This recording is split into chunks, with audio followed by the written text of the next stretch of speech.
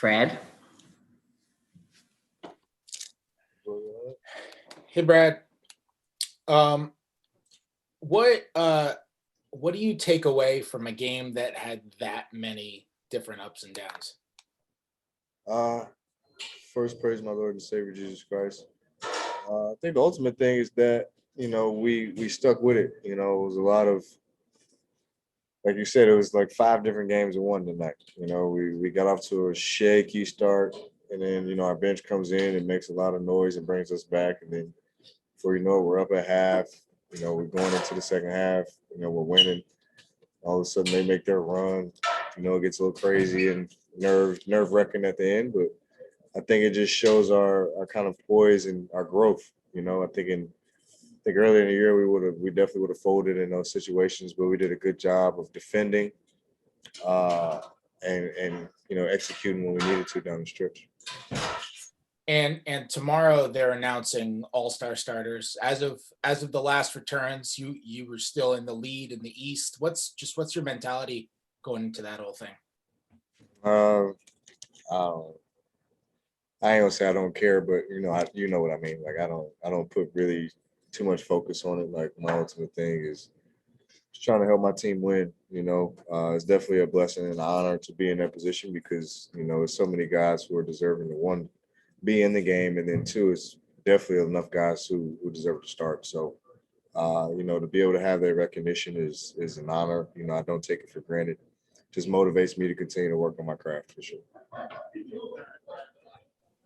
Ava. Brad, what did you feel like was the turning point ahead of that second quarter there? You mentioned the bench. Scott also said that Russ spoke to you guys and got into you guys a little bit. Yeah, it was just, we had to pick up our intensity. They weren't doing anything, special. They were just playing harder than we were. They're getting a lot of offensive rebounds, and that's stuff we can control, myself included. So it was just a matter of just getting stops one, then boxing our guy out, and securing the ball.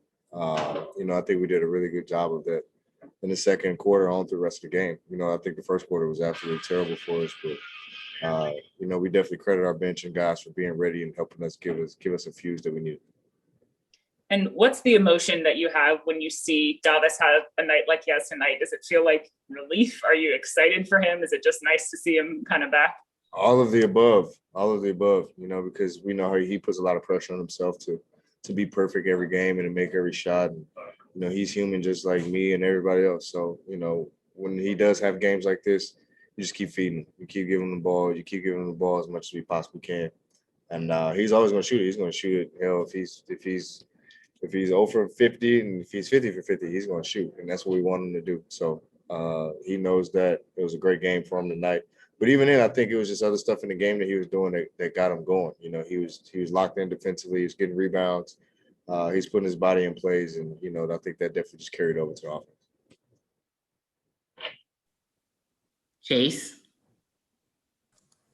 Hey, Brad, when Davis is shooting as well as he has these last 2 games, what's it like having that come off the bench?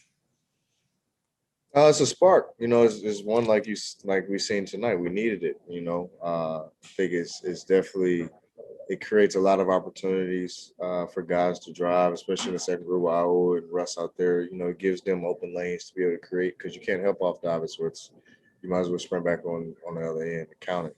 So, we trust in him. Coach mixes up the lineups here and there. We've been 3-0 the last 3 with the lineups that we have. So he's comfortable with it.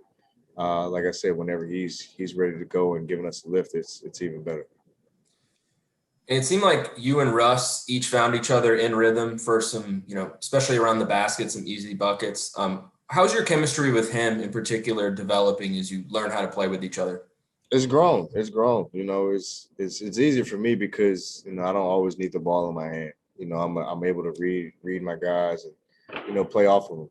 And I feel like that's all I do with Russ. I let him have his opportunities of creating, when he wants to go into a back down, when he wants to go into his one-on-one. We grant him, those opportunities, and he's successful with them. He creates plays for us. So we love it. All I have to do is just continue to move without the ball, trust my teammates. come off screens hard, screen other guys, just keep defenses off balance with how they can guard us. Neil? Brad, I've noticed this season you guys do a lot of clapping on the bench. Why do you think that is, and what's the benefit from it? That's a wild ass question, man. I mean, I guess guys are happy, you know. I think if I'm over there pissed off, you know, it's Brad's upset, you know. But now everybody's clapping. So I guess maybe it's the wins, I guess. I don't know. I mean, winning brings on great attitudes. But I mean, nobody, like I always said at the beginning of the year, nobody hates the next man. Nobody doesn't, wish any ill on the next man. We're all great character guys. And we know that, nobody's going to feel sorry for us and nobody's going to dig us out of this hole but ourselves. We can only do that collectively and together, and just encouraging each other, cheering each other on throughout the whole game is, something that we've been developing and embracing as a team. Do you feel like that's not necessarily the case? I was meaning it in the sense of when you guys are down early, guys are trying to say, okay, it's still a lot of time left, things like that. Yeah, I mean, because we know we have to build off of our last two games. We can't fall back into those bad habits. At times we do, but there's gonna be times in which tonight we don't get off to good starts.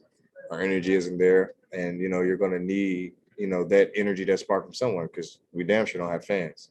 So we have to create that energy within ourselves from the get-go.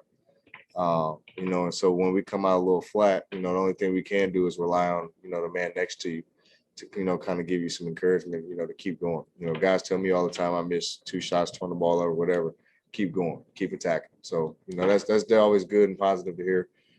We spread that message throughout to everybody, and so it's definitely promising and great signs to see. Matt? Paris? Hey, Brad. Just curious, with the fan vote, do you think last year's snub kind of contributed to a reason why you're leading it at all? Like, do you think it raised your profile, or fans were kind of encouraged to vote for you after what happened last year?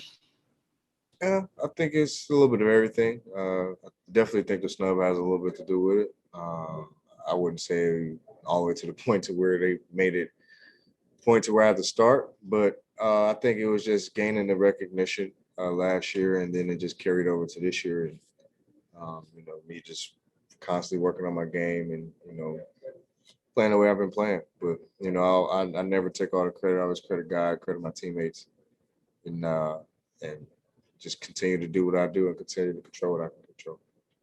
And what is it kind of like to be known as that guy, the guy who's snubbed, the guy who doesn't get that recognition? It's tough at times, but ultimately it brings you back to why do you play the game? When I first picked up basketball, it wasn't to win a trophy. It wasn't to win someone's approval. It wasn't to win someone's vote. And so it always brings me back, and I think that's been my approach the last couple of years. Is you guys hear me all the time say I don't care about All-Star, I don't care about if I make it, because at the end of the day, accolades is not what I want to be remembered by. I want to be remembered by the impact I leave on people. So however that looks, however many All-Stars, all NBAs, whatever, I can care less. I just want to be a dominant player and leave a lasting impact on people. Culture of sports?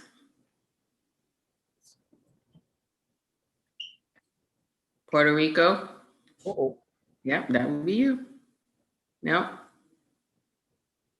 Okay, last question to Quentin Mayo. What's up, B? She was word. You're 3-0 with this new starting lineup of you, Russ, Rui, Mo, and Garrison Matthews. Is that the new starting lineup you guys need to rock with for the rest of the season? I mean, it's working. The old saying, if it ain't broke, don't fix it. So, I think that's been kind of our approach the last couple games. And obviously, coach is going to, he's the head honcho. He's going to make that decision. But I think having Mo and putting Mo and Garrison into the lineup generated some energy. And I think it lit a little fire up on the guys that coach, decided to bench and take out a lineup too. So I think it played in our favor the last couple games. So. I think come Portland, you probably see the same thing. And what's the feeling as you're on the verge of being an all-star starter? What's that feeling like for you? It hasn't hit me yet, honestly. It really has. Like I don't know. I think I'm just so mind-boggled by last year and this year is just like two different extremes. Yeah. So I think it really hasn't hit me yet. But you know, it'll definitely be, you know, a special moment. You know, for me, I think my family will probably be more excited than I will. But you know, I never take anything for granted. Like I said before, it's a motivational thing for me.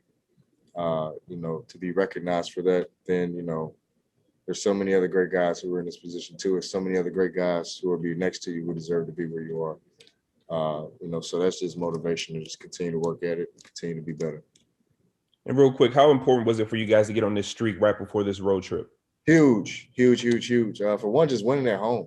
Winning at home, getting wins, period. It's always, you know, great. Granted, there is an advantage, but there isn't an advantage, you know, being at home, being on the road. But, you know, it's always good to be able to, you know, have that home stand and be able to get some wins, and then one right before you leave out. You know, that's always the hardest one to get. So that's definitely a good boost of confidence before we head out west. All right, B. Thank you.